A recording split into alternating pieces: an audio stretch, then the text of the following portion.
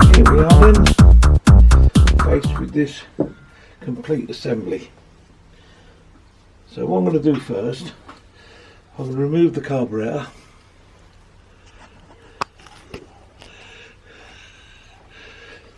Remove the manifold, so then you've got the three separate components on their own, and then we'll overhaul each individual item and see what we can find.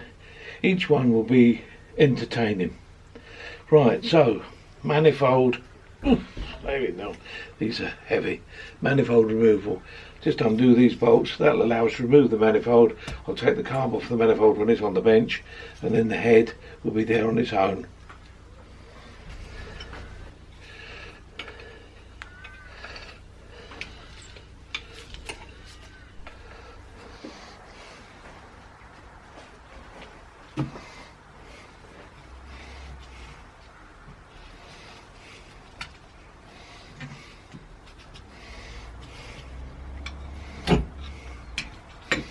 There you go.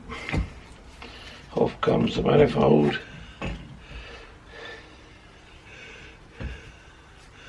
And the carburetor. Put it away to one side. So now, with the head off, we can have a look in the ports. Straight away we notice stud snapped. One of the studs is snapped, which is a bit of a pain in the proverbial, because that's a job that you've got to do. It can sometimes be very tiresome getting a snapped stud out, especially having an old cast iron head, can be quite involved.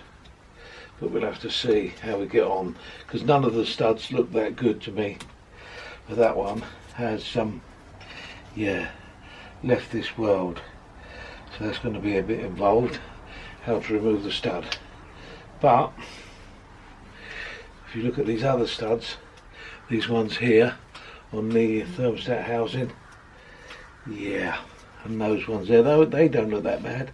I'm going to remove this now and see how much of a pain that's going to be to remove. Then I'm going to try and remove these plugs themselves, and that will be, and this temperature transmitter. Let's see what's involved there.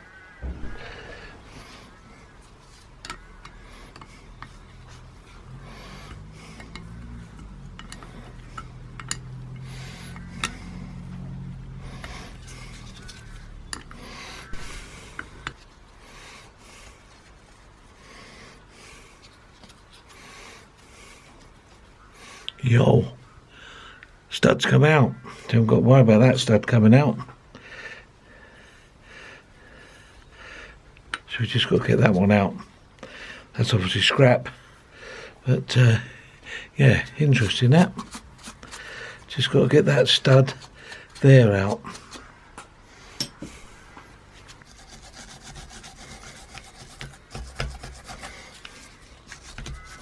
Clean around the bottom of the stud as much as you can. Give it a good dose of the old and then concentrated, localised heat. I mean, the best kind of heat is if you've got a blowtorch. I haven't got a blowtorch, so I'm going to use this. Give it plenty of this.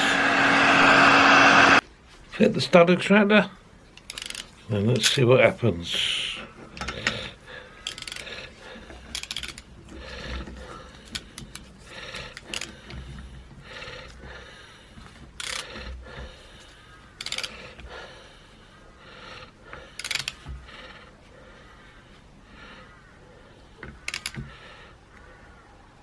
Snapped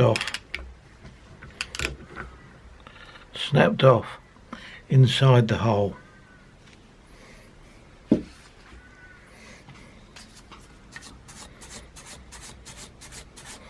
So that's a drilling job.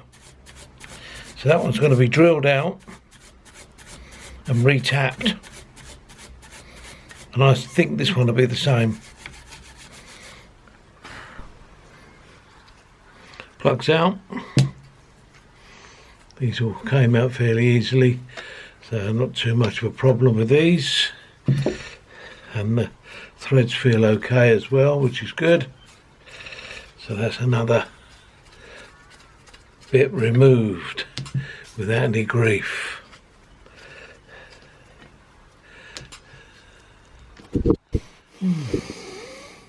So there you go then, at the end of stud removal program.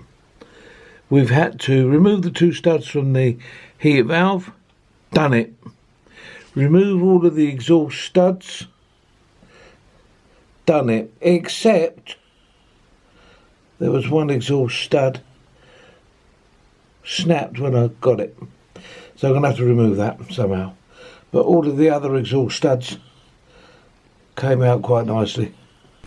Right, so stud extraction.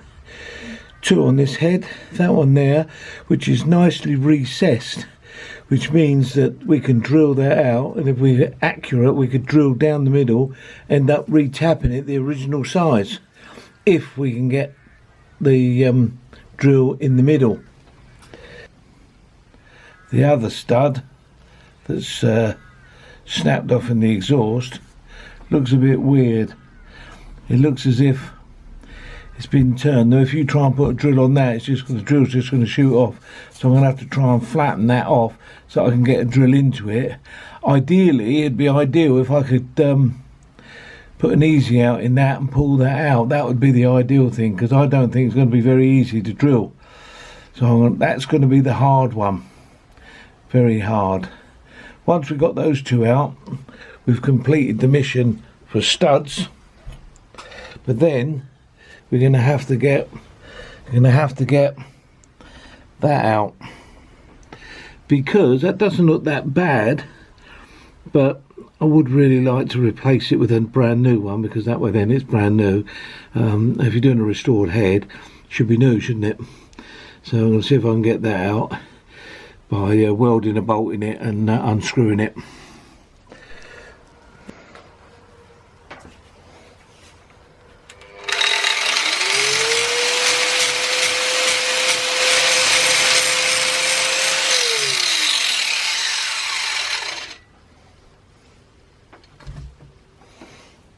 Now it's flat, I can probably put a centre punch on there, and I might have a good opportunity of getting a drill in there to get an easy out to pull that thing out. Let's have a look. So take the time to flatten it off, look, and then I'll put a centre punch mark as close to the centre of the hole as I can. So now I can drill down there with a couple of drills and see how it goes. And then I might be able to get an easy out in there and get it out, or potentially I could open it right out and then retap it. So I've got to do that with the other one as well. So let's have a look, see how we get on.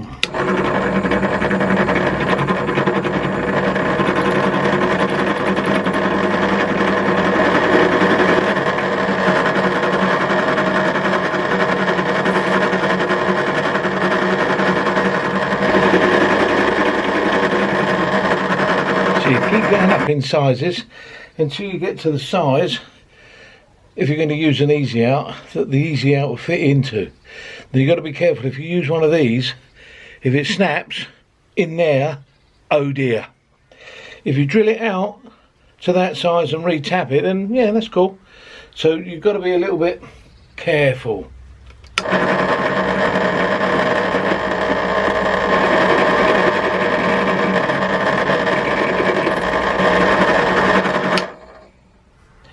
So we could now have a little look of how it performs with an easy out. So need to get that in, heat that up with a heat gun, and then see if it'll move. If it doesn't move, then I'm going to go and continue drilling it until I get to the clearance size for the or the tap-in size for the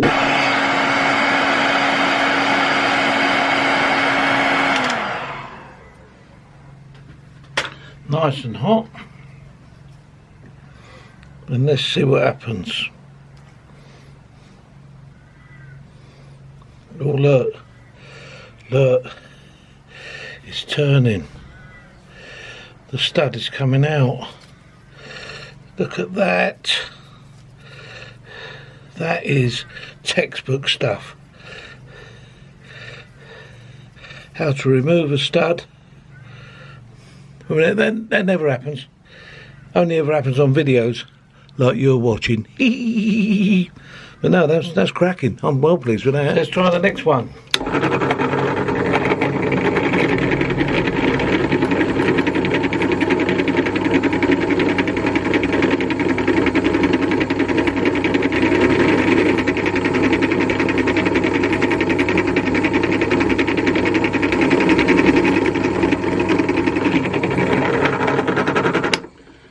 We'll open that one out and then we'll try the easy out method again. So, let's try. Hold your breath.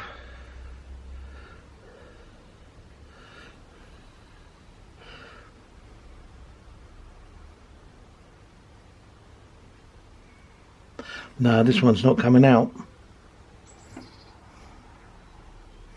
And I don't want to put too much stress into this, because if I break the easy out, I'm fucked. This one's not coming out. So I can go for a bigger hole and a bigger easy out. Although my next size easy out is snapped, because obviously I've done a job where that has been too much. So I'm not going to snap it. I'm going to drill that out a bit bigger. I'm going to try maybe a bigger easy out. I mustn't go bigger than the hole. So if I drill that easy out will go in. We'll try that one. Well, I tried several easy outs, loads of heat, drilling out a bigger hole, bigger easy outs, loads of pressure, but mate, it just won't react. So what I've done now, I've drilled it out almost to the size, the tapping size for this hole. I'm going to drill it out the correct size, and then I'm going to re-tap the hole and show you how I can do it, because that is unmovable. I cannot get that stud out. So luckily I had a pilot hole that was in the middle, which allowed me to gradually increase the size of the drill, and then I've got one more drill to go, and then I'm at the size for tapping. Then I'll tap that, and that's where I'll have to be with it. So the next thing we're going to look at is the removal of the bypass pipe. So I'm going to take that pipe out and get a new one, fit that in. So let's see how. So the last thing is now we need to remove this. So what I'm going to do, I'm going to get a bolt and knock the bolt in.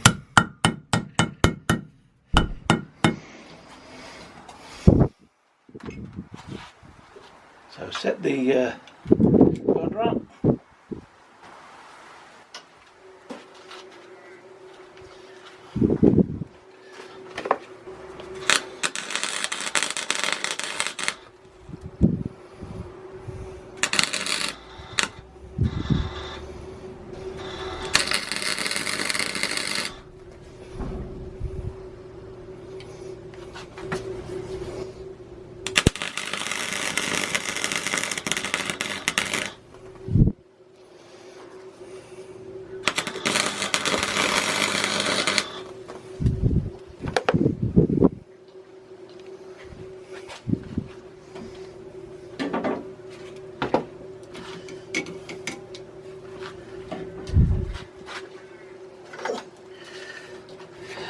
Give it a little bit of heat.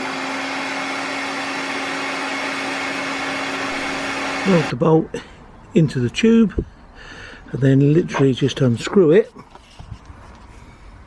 which leaves the tube ready to fit a new one.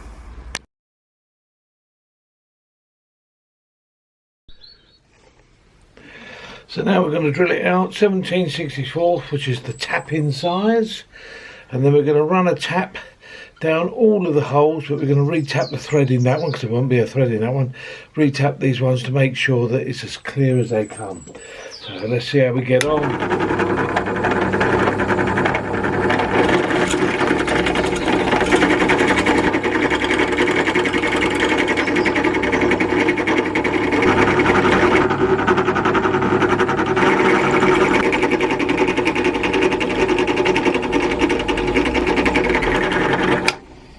Now that that's cleared out, now we should be able to tap it.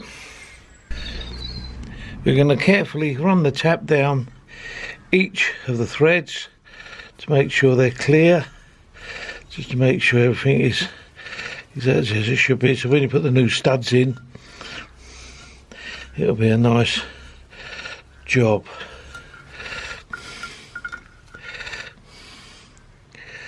Let's run the tap down it.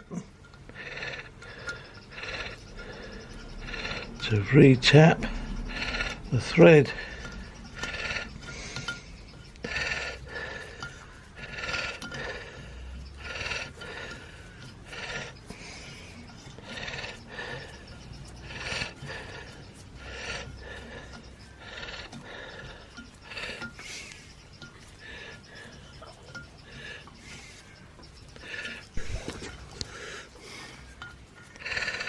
Then we get one of the old studs, just whistle it in just to make sure it's fine. That's fine, that goes in. So we're going to manufacture our own studs from stainless steel, so that'll be ideal. Then the same with these end ones, just to make sure the thread is clear.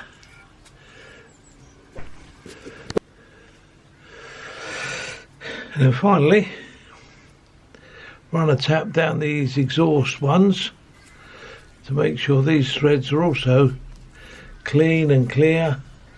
And then basically, once you've done that, you've cleared all of the threads that we need to worry about for the time being in the head, ready to go on to the next stage. So there you go then, that's the first stage of the mini head restoration. That video is purely about stud removal, what you have to do in order to make sure the threads and all of the studs are a-okay. I'm going to be making up some new studs to replace all of the ones I've taken out, irrespective of what they were like. I'm going to put new studs on, new washers, those thick washers that go on the exhaust that hold the manifold on. They're all going to be replaced. Everything's going to be new. That's the ultimate aim.